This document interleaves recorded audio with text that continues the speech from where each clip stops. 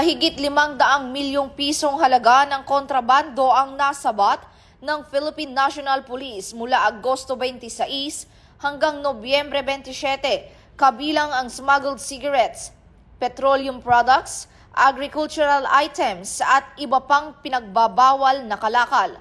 Ayon kay Acting Chief PNP Police Lieutenant General Jose Melencio C. Nartates Jr., patuloy nilang pinapalakas ang kampanya laban sa smuggling dahil lubhang nakakasama ito sa ekonomiya at mga lehitimong negosyo. Sa parehong panahon, mahigit 400 ninakaw na sasakyan ang nabawi ng PNP Highway Patrol Group, mahigit 300 na kotse at mahigit 100 na motorsiklo, kasama ang pagkakaaresto sa mahigit 100 sospek. Sa pagpasok ng Kapaskuhan, nagpaalala ang PNP sa publiko na maging mapagmatsyag, lalo na sa mga pabiyahe at nagpaparenta ng sasakyan.